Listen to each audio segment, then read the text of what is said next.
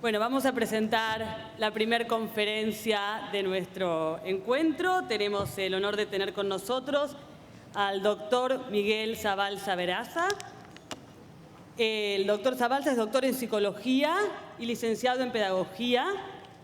Es profesor en las universidades Complutense de Madrid, Comillas, UNED, y desde hace 26 años enseña en la Universidad de Santiago de Compostela.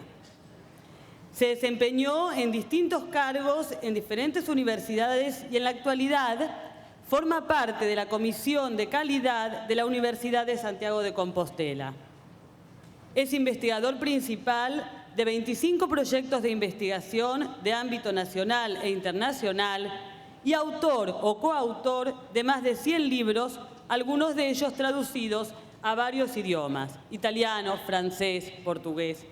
Nosotros lo conocemos acá por algunos de sus libros, como Didáctica de la Educación Infantil, Áreas, Métodos y Evaluación en Educación Infantil, La Calidad en Educación Infantil, Diarios de Clase y Formación del Profesor. Seguramente algunos de estos libros, además, ustedes podrán encontrarlos en algunos de los stands que tenemos. Bien, los dejo entonces con el profesor Zabalza.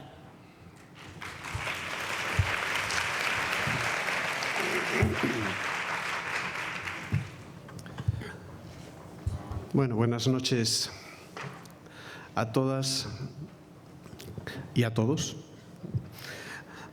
En este contexto, alguna vez tendremos que pedir también la igualdad de género para que haya también hombres en educación infantil, porque es que es terrible la ausencia, ¿no? Como si esto no fuera una cosa que nos pudiera importar a nosotros.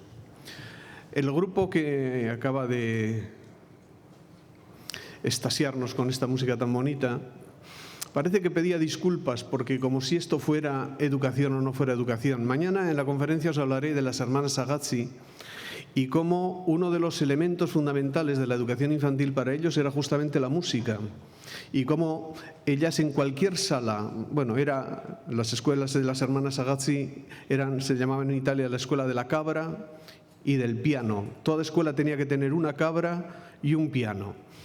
Y los dos eran elementos fundamentalísimos en la educación de los niños pequeños, ¿no? Con lo cual, diríamos que efectivamente la música, en todo lo que tiene de cultura y en todo lo que tiene de ritmo y de capacidad de control, etcétera, es un elemento fundamental, ¿no? Digo, para conectar un poco con todo lo que vamos viendo. Y ya se nos ha hecho un poco tarde, yo no sé muy bien si tendréis la cabeza como para, y el cuerpo y vuestras preocupaciones como para seguir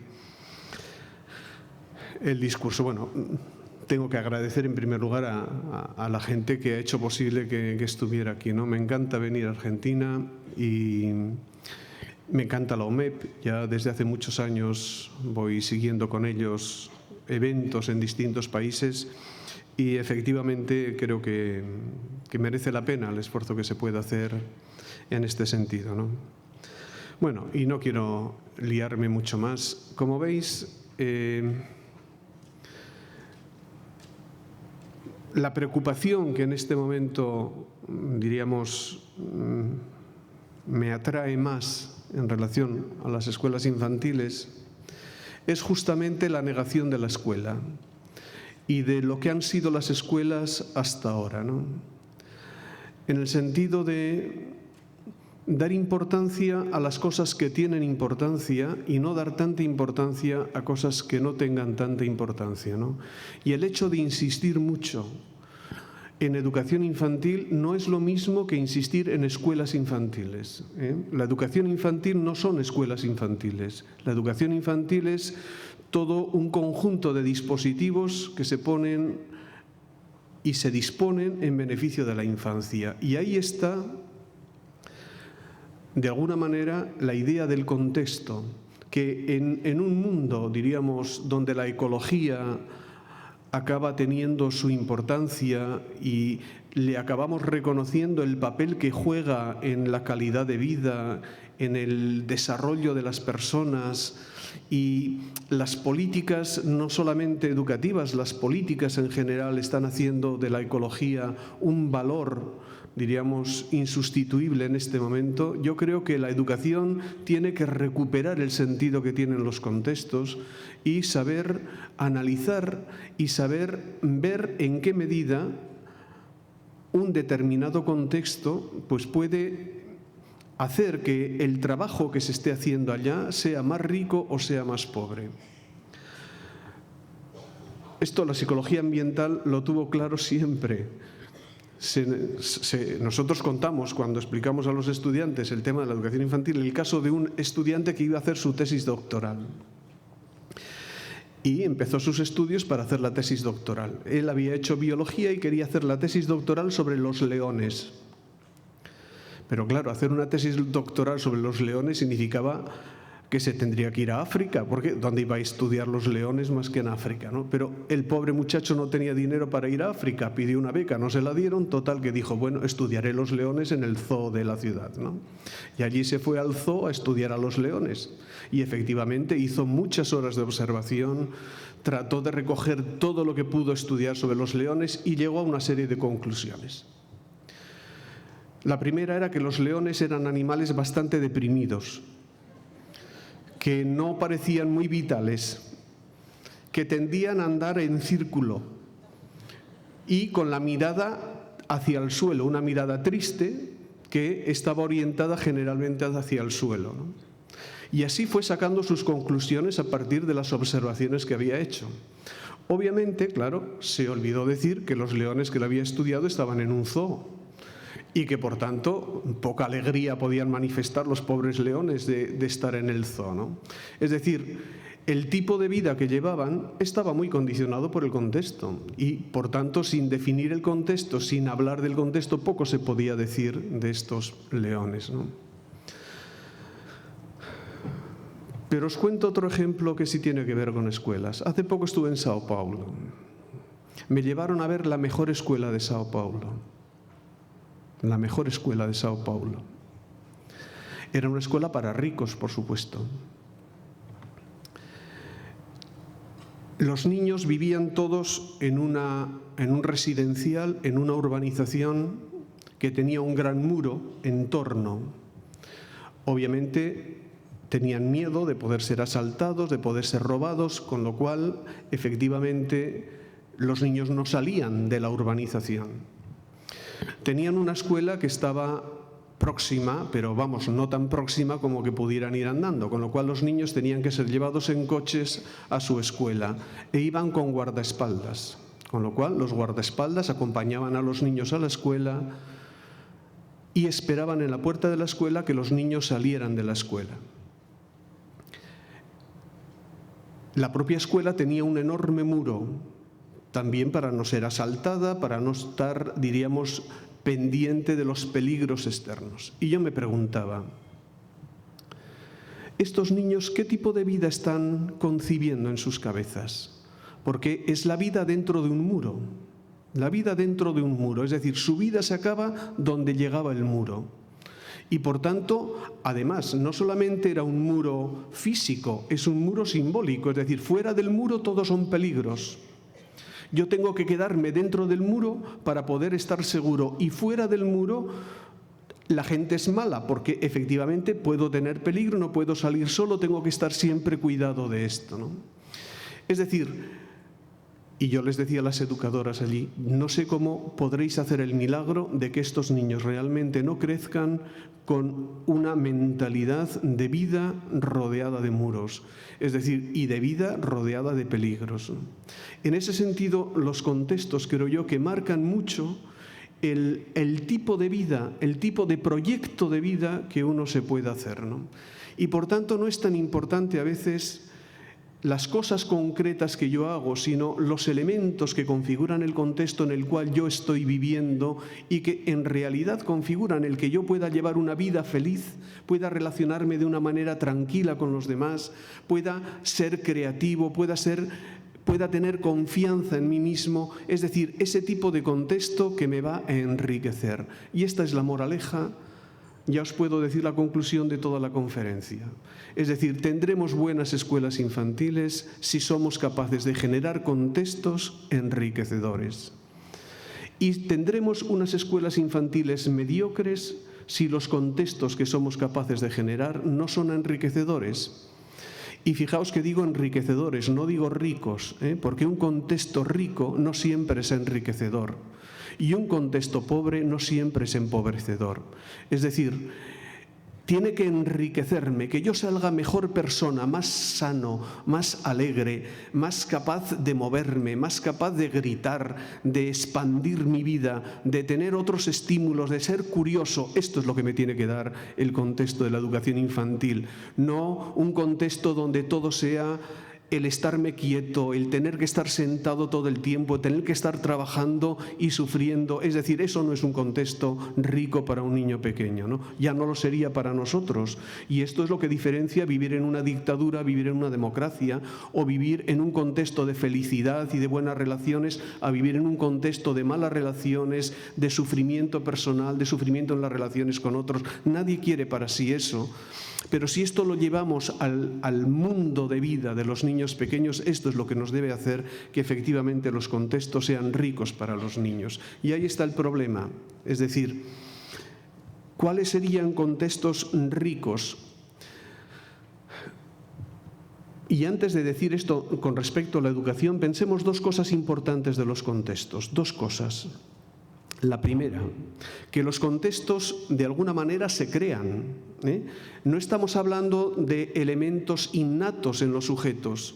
Justamente los contextos y la psicología ambiental y el desarrollo del ambientalismo y de la visión ecológica de la vida significa como una especie de superación de un predeterminismo innato, es decir, que yo voy a ser lo que está en mi código genético. No, yo seré... Ciertamente tendré predisposiciones genéticas, pero lo que me va a hacer de una manera o de otra es el tipo de contextos donde yo voy a vivir, ¿no? Es decir, los contextos se construyen, no vienen dados, no vienen predeterminados, y ahí es donde entrará la capacidad de los docentes para generar buenos contextos. Pero a la vez, los contextos se construyen intencionalmente. A ver, alguna vez he visto vídeos sobre zonas, qué sé yo, de la selva peruana, donde efectivamente los niños están jugando todo el tiempo en una situación idílica, pero tú dices, bien, es un contexto agradable seguramente para ellos. ¿Será un buen contexto? Es decir, ¿es un contexto que los enriquece?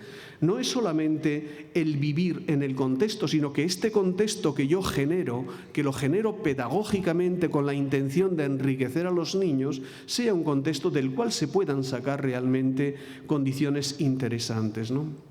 Y esto es lo que nos tiene que llevar un poco a este tipo de reflexiones sobre qué es lo que podemos hacer en educación infantil. Por tanto, empiezo con la primera idea. Los contextos de vida son muy importantes, lo son importantes para los adultos y tienen una importancia impresionante para los niños pequeños. A veces los contextos actúan como fondo.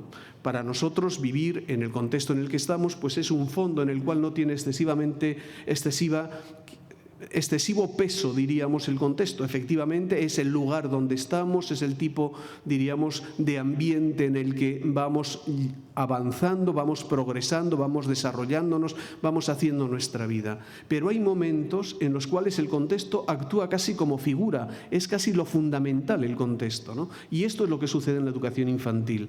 No es simplemente el contexto algo que diríamos, constituya el ambiente. No, es que es un agente del desarrollo de los niños, ¿no? Es decir, se van a desarrollar más o se van a desarrollar menos en función del tipo de contexto en el que estén insertos. No es algo que figura allí en el fondo de la fotografía como el fondo, es algo que está actuando de una manera directa. Sabéis que hay mucha más agresividad en contextos cerrados que en contextos abiertos, que las personas tienen una capacidad de ver el tipo de acciones que desarrollan según que el contexto sea un contexto de relaciones o sea un contexto mucho más individualizado, etcétera, etcétera. Es decir, que en ciertos elementos y en ciertos momentos de la vida los contextos y la forma de organizarse estos contextos tienen mucha importancia. Por tanto, Hablar de contextos es hablar mucho más que de escuelas. Hay muchos tipos de contextos. Para los niños pequeños la familia es un contexto importantísimo en el que están viviendo. Ya podemos figurarnos lo diferente que es un contexto familiar rico a un contexto familiar pobre. Y no solamente rico, ya digo, de tener mucho dinero, enriquecedor, porque hay muchos contextos de familias ricas que son muy empobrecedores. De manera tal que esto es lo que tenemos que entender, el poder que tiene un contexto más allá de mensajes verbales, de políticas, diríamos, puramente de fachada, sino lo que realmente importa en la dinámica que se genera en ese contexto, ¿no? La escuela es otro contexto. Escuela, los dispositivos que pongamos en marcha para los niños, y el medio social. Tres contextos de una importancia fundamental para los niños pequeños, ¿no? Claro, uno tiene que ver, los contextos se van, diríamos, englobando unos en otros, ¿no? Es como cuando uno echa una piedra en el agua y se van abriendo círculos. Cada contexto está inmerso en otro contexto mayor, y es en otro contexto mayor, y es en otro contexto mayor, ¿no? Y efectivamente uno se puede preguntar, ¿es posible que un contexto pequeño funcione autónomamente respecto a un contexto mayor? Y uno podría decir, ¿es posible que exista una familia feliz en un medio ambiente donde las relaciones no son buenas? Pues sí, eso es lo que tiene de positivo la familia, que puede generar un contexto enriquecedor en un marco que incluso no es enriquecedor. Y esto es lo que tiene de positivo la escuela o los dispositivos que montemos para los niños, que incluso en contextos que no son claramente enriquecedores para los niños, tú puedes generar un microcontexto en el cual sí que se puedan sentir bien. No es tan interesante como tener todos los contextos, diríamos, de una manera funcionando de una manera más simétrica y funcionando de una manera más positiva, pero uno sí puede generar ese tipo de contextos, y este es uno de los aspectos importantes que la escuela puede tener en ciertas etapas, y sobre todo en estos primeros años de la vida de los niños, ¿no? Y quería simplemente decir, claro, cuando hablamos de contextos podemos estar pensando en muchas cosas, pero un contexto, en cualquier situación en que lo situemos, una escuela, un playground, una ludoteca, como se decía antes, la familia o el contexto medioambiental, etcétera, está compuesto de elementos físicos. El contexto me va a condicionar físicamente. Yo puedo tener una casa con, diríamos, espacios más amplios o espacios más chiquitos, o puedo tener una sala de clase con espacios más grandes o espacios más pequeños. De la misma manera, estos elementos físicos van a ser importantes, ¿no? No sé si sabéis que en algunas ciudades del norte de Italia, por ejemplo, está prohibido construir escuelas infantiles en lugares que no haya un parque. Todas las escuelas tienen que estar anexas a parques, de manera tal, fijaos de qué forma esto enriquece la situación. Yo puedo salir con mis niños y puedo jugar con ellos en el parque, ¿no?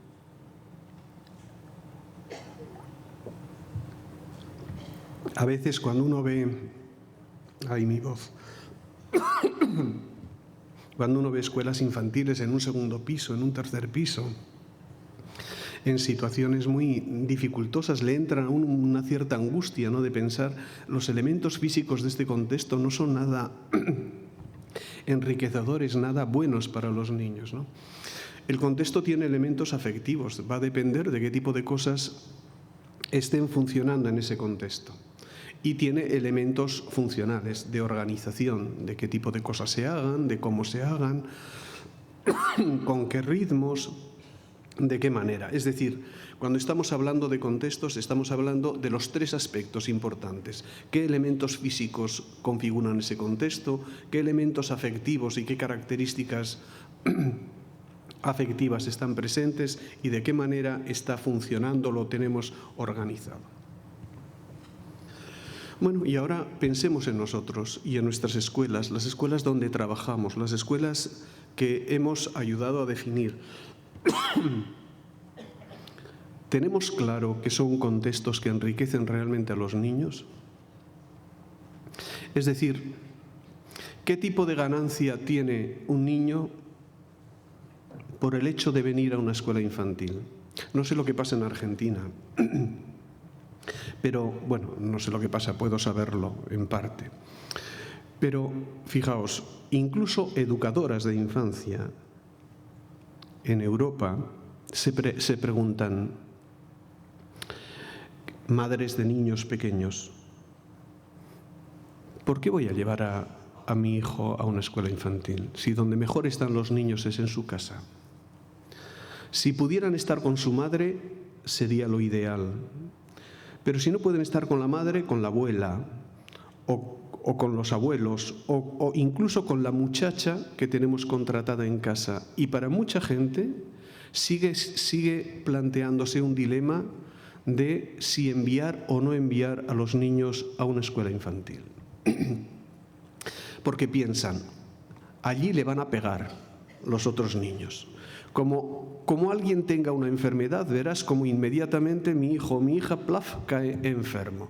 Es decir, va a pescar todas las enfermedades que haya, va a tener todos los problemas que se planteen. ¿Qué me compensa llevarlo a una escuela infantil? ¿Por qué no esperar hasta los 5 años y dejar que el niño vaya creciendo feliz en su casa y vaya teniendo...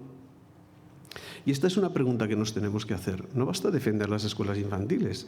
Es decir, uno tiene que realmente justificar el sentido que tienen y la importancia que pueden tener para el desarrollo de los niños, ¿no? Y es ahí donde tendríamos que hacer toda una argumentación en favor de este tipo de cosas. Bueno, creo que había gente de Chile aquí hace poco tiempo. Hace unos años me coincidió estar en Chile cuando se presentaba una evaluación que habían hecho de la educación chilena, de la educación infantil chilena, con los 2 modelos que tienen en Chile, del modelo familiar, de educa a tu hijo, y el modelo escolar, ¿no?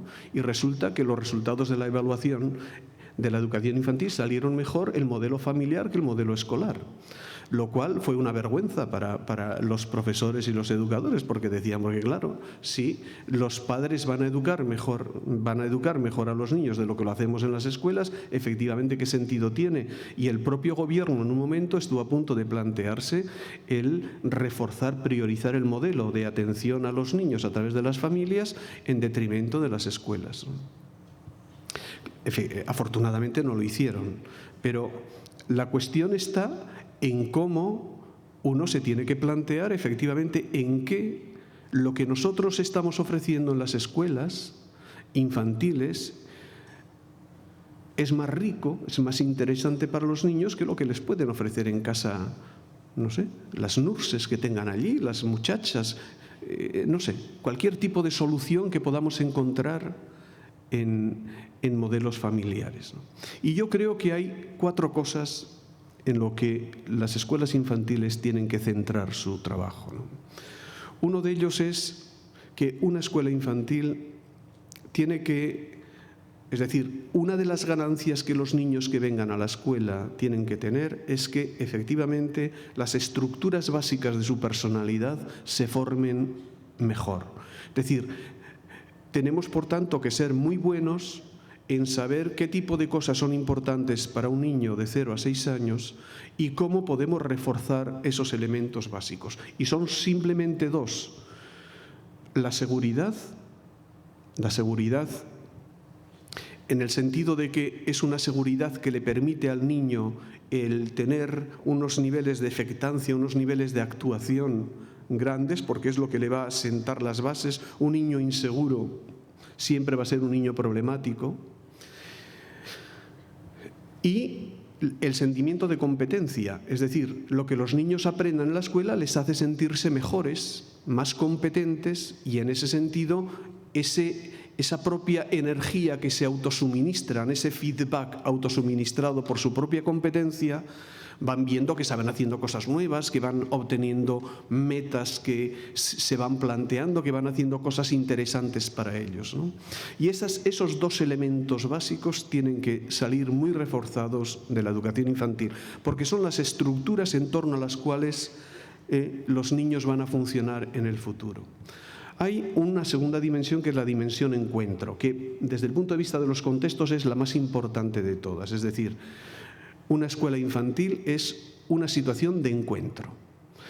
Y ya veremos después qué significa esto, porque ya digo, es un poco el elemento base sobre el cual todo está montado, ¿no? un equipamiento personal integrado, en el sentido de que uno vaya teniendo todos los elementos que diríamos que constituyen el desarrollo, que el desarrollo no vaya dejando elementos que puedan ser ricos para una persona desde el punto de vista del desarrollo creativo, el desarrollo lingüístico, el desarrollo lógico, todo este tipo de cosas que el currículum infantil puede suministrar, que las áreas del desarrollo personal vayan haciendo un progreso equilibrado en los distintos ámbitos en que vamos